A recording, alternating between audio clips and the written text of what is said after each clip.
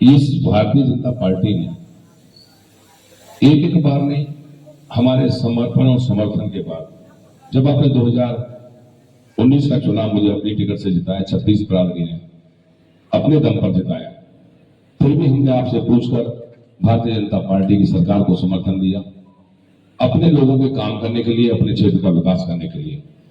और 5 साल मैं इनके साथ पूरी शिद्दत और ताकत के साथ खड़ा रहा। कई सारे एमएलए जिन्होंने हमारे साथ समर्थन दिया वो चले गए थे, चाहे किसी ने कोई लालच लिया, चाहे किसी ने अपना फायदा देखा। मैंने मेरा फायदा और लालच ना देखा। मैं चाहता तो मैं भी चंद पैसों के लालच में बिक सकता था, लेकिन वो सौदा केवल मेरा नहीं होता, मेरे क्षेत्र के लोगों का सौदा हो जाता, मेरे क्षेत्र के लोगों का जमीन बिक जाता। इसलिए मैंने अपनी जगह नहीं छोड़ी और मुझे लगता था भारतीय जनता पार्टी मुझे टिकट देगी। लेकिन दोबारा से इन्होंने, एक बार गलती हो तो हो, लेकिन दूसरी बार इन्होंने आपके भाई के साथ और मेरी 36 बरादरी के पृथला परिवार के साथ फिर से एक बार बहुत बड़ा धोखा किया है। सरदारों, मेरे लिए तो ऊपर परमात्मा और नीचे परमात्मा रूपी जनता, दो ही मेरे सहारे हैं और आपके सहारे के दम पे ही मैं दोबारा से आप लोगों ने चुनाव मैदान में उतार दिया।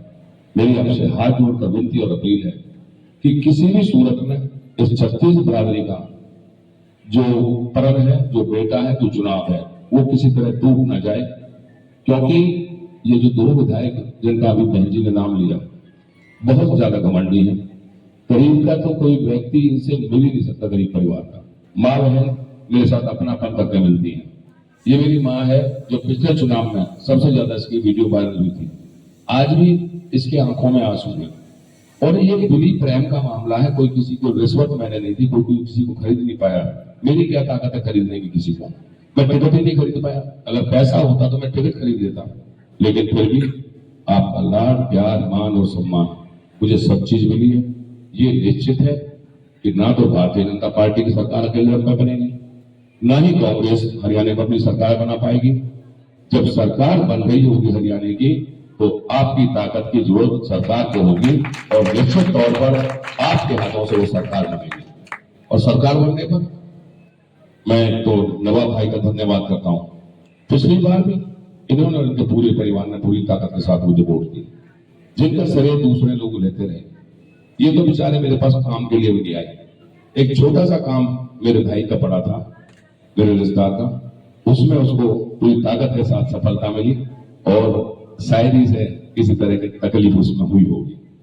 और मेरा भाई बैठा नंबरदार नसीब, इतना बीमारी होते हुए भी, डायलिसिस पे होते हुए भी, उस दिन गांव से सारे लोग, कम से कम 15 से 20 लोग अपने इस गरीब भाई के कार्यालय पर आए और आकर के मुझे कहा कि वोट हमारे पास है, हम वोट देते हैं, जिताया हमने था, किसी के नाम हटने की चिंता मत करना, हम आपके साथ खड़े, हम आपको जिताएंगे।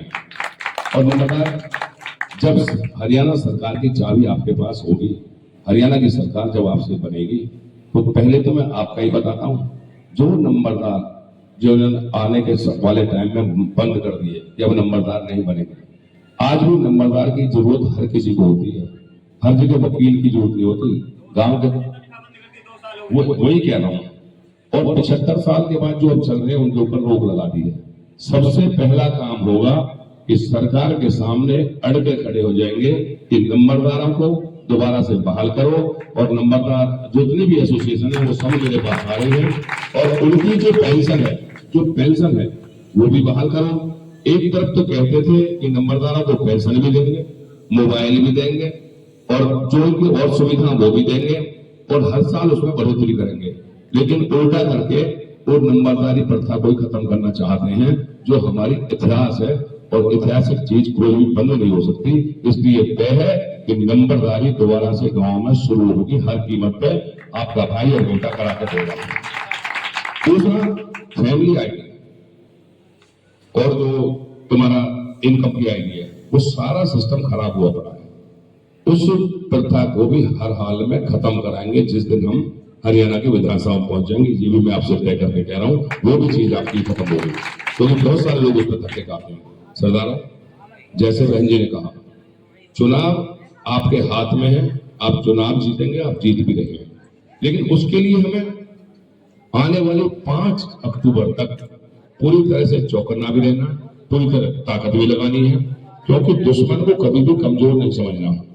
और दुश्मन भी ऐसे हैं जो एक से एक चाल चलना जानते हैं, वो कोई भी षड्यंत्र रच सकते हैं, किसी भी प्रकार का षड्यंत्र रच सकते हैं। तो इसलिए मेरी हाथ जोड़कर विनती और अपील है, 5 तारीख को पूरी ताकत के साथ वोट भी डालने जाना है, और वोट कैंची के निशान पर, जो 10वां नंबर है कैंची का, उस कैंची के निशान पर वोट डालकर अपने भाई और बेटा की लाज को भी बचाना है, और 36 बिरादरी की जो लाज दांव पर लगी है उसको भी आपको बचाना है। आपने मुझे सुना, कितना जबरदस्त प्रोग्राम किया है। और दूसरा, जो मेरे भाई मेरे कंधों पर मुझे उठा के लेके आए हैं, मैं विश्वास दिलाता हूं कि आप लोगों की मेहनत किसी तरह से भी जाय नहीं होगी। आपको हर तरह से अपना भाई, आपका मान सम्मान दान ये पहले भी किया है, अगर मंदिर में दिया तो मस्जिद में भी दिया है, और पहले भी किया है और आगे भी करूंगा। बहुत बहुत शुक्रिया, बहुत बहुत धन्यवाद, नमस्कार, सलाम वालेकुम।